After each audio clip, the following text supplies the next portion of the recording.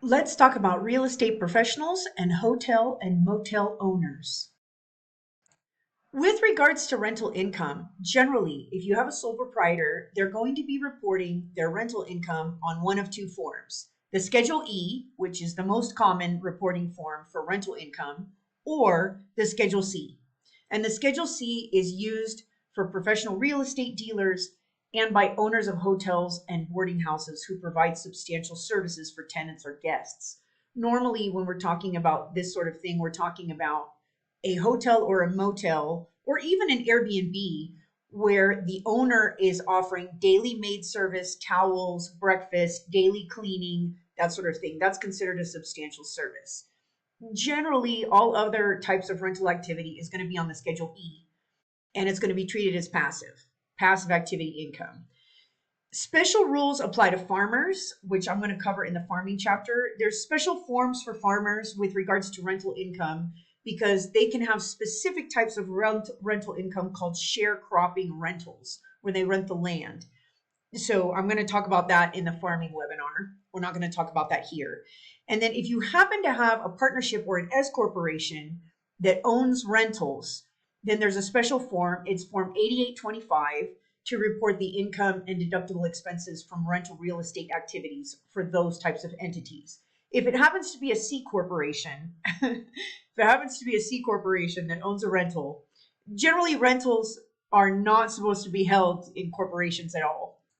It's generally considered a very bad idea for rental real estate to be held in any type of a corporation, either an S corp or a C corp. But if you happen to have a corporation that owns a rental, if it's an S corporation, the S corporation uses Form 8825. And if it's a C corporation, then there's not any real special forms for the C corporation because all of the rental income that the C corporation earns is just taxed at its normal tax rate. And C corporations pay tax at a flat 21%. So they already get a great flat tax rate. Congress is not going to give them any more perks at this point. So if it's a C corporation and they earn rental income, then it's just treated as regular income to the C corporation. A C corporation is not a human and it's not a pass-through. There's no special form with a C corporation. But if it's a partnership or an S corporation, they use Form 8825. Farmers have their own special forms. And then if it's a human person, a natural person, then they're going to generally use either Schedule E or Schedule C. Real estate professionals. Now, real estate professionals are specifically listed in the test specs for Part 2. You do need to know the rules for rental real estate. As I mentioned in the earlier webinar, you have to know the rules for rental real estate, both for Part 1 and Part 2. But real estate professionals are just specifically listed on this test specs for Part 2. So I'm going to talk about it here. A taxpayer who wants to be considered a real estate professional or an REP has to meet certain criteria. If they do qualify, any losses from rental real estate activities where they materially participate are not classified as passive and can be deducted in full.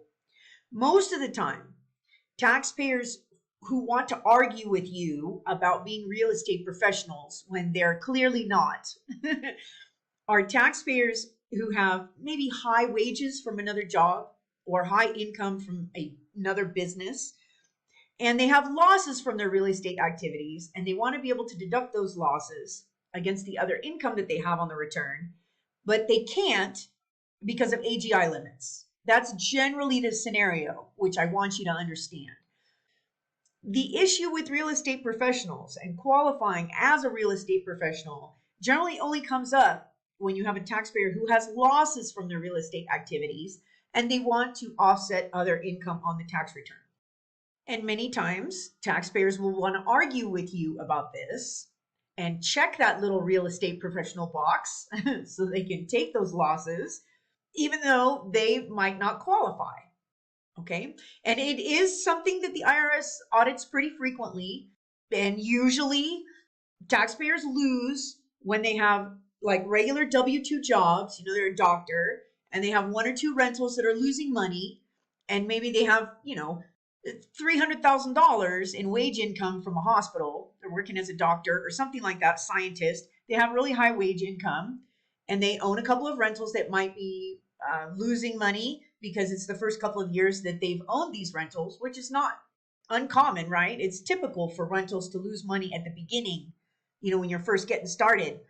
And they want to take those losses and they can't because their AGI is too high. So they want you to classify them as real estate professionals, and you got to push back on that because most of the time they're not going to qualify. They have to meet very strict criteria in order to be classified as real estate professionals. Because if they are not real estate professionals, then any rental losses are typically classified as passive and can only be deducted up to $25,000 according to the previously mentioned passive activity rules. And I go over the $25,000 loss limit in the webinars for part 1. So if you have not watched that webinar, do that first before you go into this one. In addition, a real estate professional must materially participate in each rental real estate activity in order for that activity to be considered non-passive. And I'm going to give you examples of all of this so you understand it. For a real estate professional, there are 2 tests, and a real estate professional has to meet them both. There is nothing in the IRC code, in the Internal Revenue Code, that says that a real estate professional has to have any kind of a license. They don't have to be realtors or licensed real estate brokers or anything like that. There's nothing in the code that says they have to have some real estate related license. It certainly helps if they go under audit and the IRS questions their status as a real estate professional, but you don't have to have any kind of a real estate license to be a real estate professional. Although generally, when you do have real estate professionals and they're genuinely real estate professionals, they qualify as real estate pros, many times those people do have licenses. They're real estate brokers or realtors, and all of their activity is related to real estate. Okay, but you don't technically have to have any kind of a realtor license or anything like that to be a real estate professional for IRS purposes. In order to be classified as a real estate professional, the taxpayer must provide more than 1/2 of their total personal services in real property trades or businesses in which they materially participate. And number 2, it's not or, they have to meet both of these tests.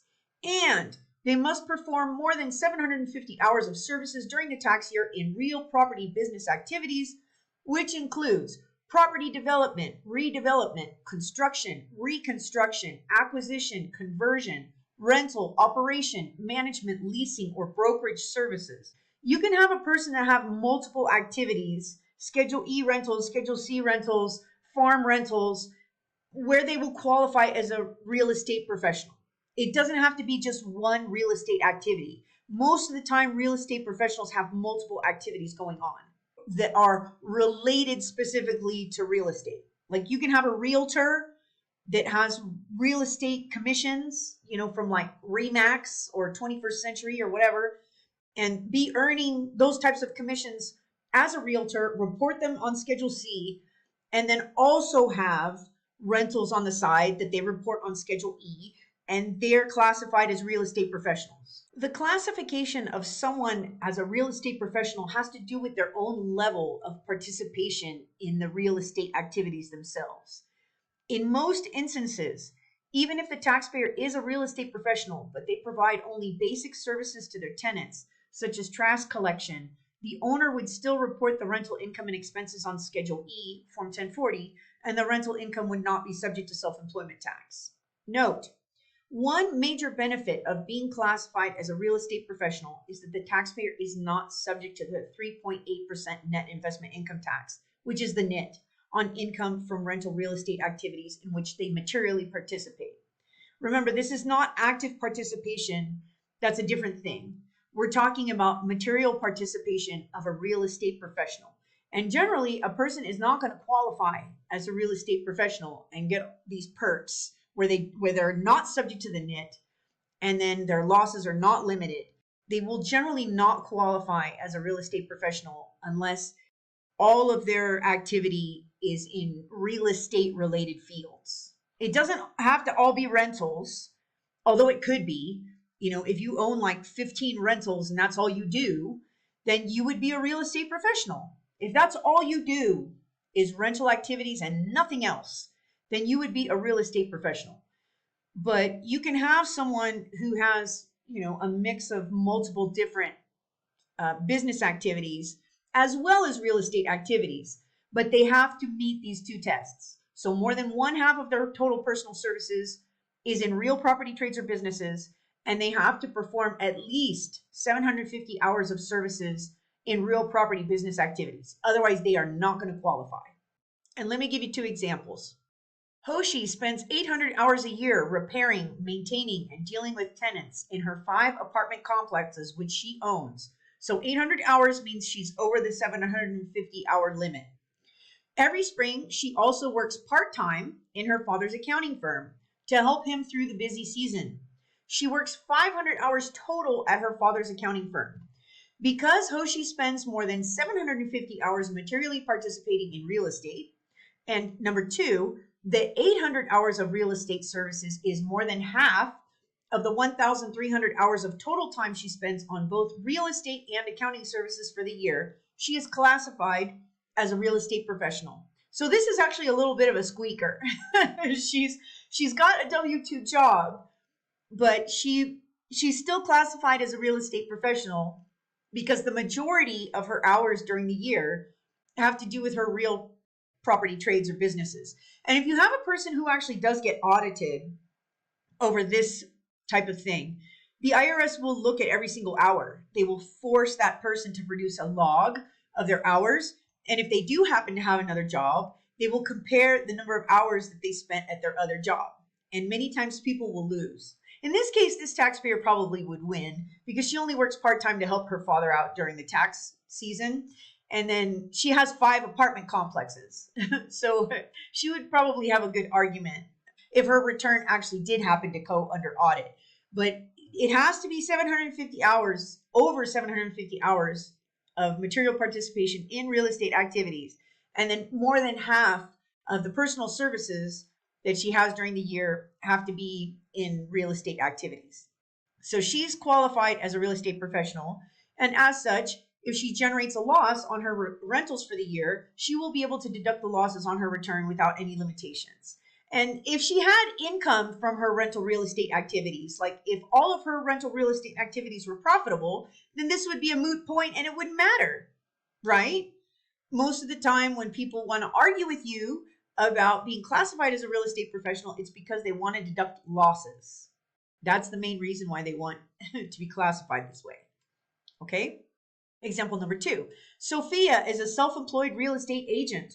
She also owns 4 residential rental properties, all of which she manages herself. She also materially participates in each of the rental activities as she is the only one doing any work for them. Sophia works more than 2,000 hours per year, that's 40 hours a week, working in her real estate business and managing the rental properties that she owns. She does both. She's a real estate agent, plus she owns the rental properties. And she's materially participating in both of these activities because this is all she does. She meets both hours tests for real estate professional status and can deduct any losses from the rentals against non-passive income. She will report her rental activities on Schedule E and her realtor's commissions on Schedule C. Her losses are not limited. So if she does happen to have losses on her real estate activities, she can deduct those losses without limitations. And there's a special checkbox in your software for this. In both of these scenarios, if the taxpayers had losses from their real estate activities, they would not be limited. And then the other benefit is that if they have profits and not losses, as real estate professionals, then their profits would not be subject to the net investment income tax because the net investment income tax only applies to passive income. So if you're a real estate professional and you have profits and you're above the thresholds for the NIT, then the rental income will not be subject to the NIT. So that's a big tax savings as well if you have a person who's over the thresholds. Hotels and motels. Now, hotels and motels are a different thing. If you had, whether someone was classified as a real estate professional or not, if they own a hotel or a motel where substantial services are being provided, those activities are reported on Schedule C, not Schedule E. They're treated as trade or business activities, like owning a restaurant or a car wash, because you are offering substantial services to the tenants, like daily maid service, laundry service, breakfast service, It's like you're providing services to your tenants and you report those activities on Schedule C rather than Schedule E. In some cases, renting out part of a house can be classified for tax purposes as the equivalent of running a bed and breakfast. Of course, we're talking about Airbnbs, right? Sometimes within Airbnb, it can potentially be reported on Schedule E. Sometimes people will rent their like Airbnb rooms long term and they won't provide any kind of services to their tenants or their guests. So sometimes it can be nebulous and you have to basically interview the client about the types of services that they are providing and the number of days that are being rented. But if you happen to have a short-term rental activity, less than 7 days or 7 days or less, and then you're actually providing substantial services where you're daily cleaning, providing towels, breakfast every day, that sort of thing, that's considered substantial services, and that's going to be treated as a Schedule C business, just like any other Schedule C business. And then if you did have losses and you owned a hotel or a motel, then those losses would not be limited either. They're not treated like passive rental activities in this case. Examples. Hattie owns a small 10-unit motel near downtown Cincinnati. The hotel does not offer long-term rentals, and Hattie's hotel license only permits guests to stay a maximum of 30 days or less. Her hotel offers full maid service, cleaning, and breakfast daily. Since Hattie provides significant services as the motel owner, the income and expenses would be reported on her Schedule C. Example number 2. Mandy lives in a popular tourist area in Palm Springs, California. She has a small granny cottage behind her home. Mandy listed her granny cottage on a popular website for vacation rentals, Airweb. She used Airweb to rent her cottage 140 days last year to several guests. And when you set this up, you would set it up as a separate asset, like a business asset on the Schedule C, the granny cottage itself, as if it's like a little hotel or a motel. That's how you would do it. Even though she is not a real estate professional, Mandy would report this rental income and related expenses on Schedule C, not Schedule E, because she is providing short-term rental and substantial services to her tenants. So she provides daily cleaning, continental breakfast, and fresh towels and linens, just like a hotel would, and she would report it just like a hotel would. If she had losses from this activity, this little granny cottage rental, then it would just be like losses on any other Schedule C because she's providing substantial services to her tenants. And this is a short-term rental. Real estate developers and dealers. So a real estate developer or a real estate dealer, sometimes they can be classified as real estate professionals as well, but this is considered a separate activity. It's classified as a separate activity. If someone is a real estate developer or dealer, then they are in real estate development, managing the construction process and selling real estate to customers.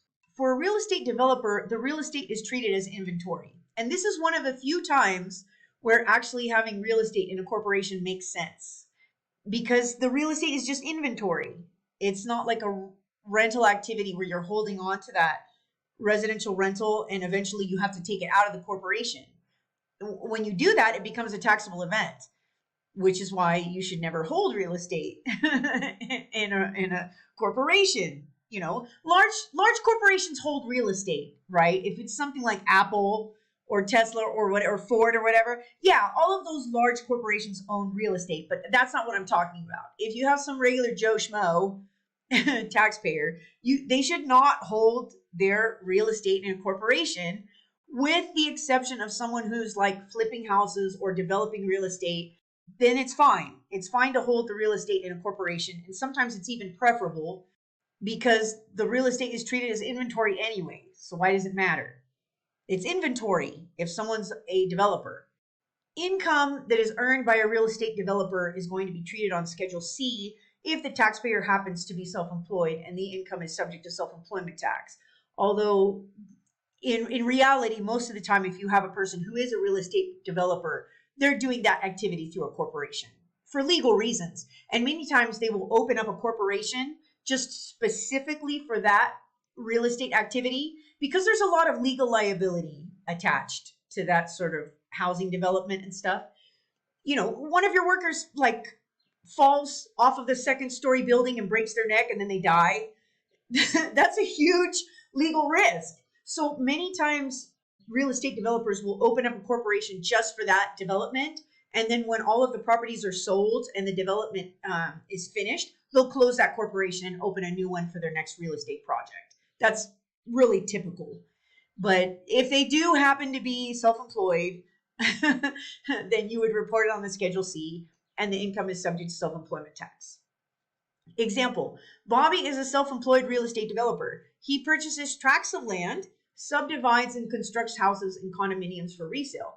Occasionally, he will sell off individual parcels to other developers or private buyers. Bobby is a professional real estate dealer. The land he purchases is inventory because all the land he is buying is specifically for resale. He would report his income on Schedule C, and all his profits would be subject to self-employment tax. All right, we've reached the end of that topic. The next webinar covers grouping activities.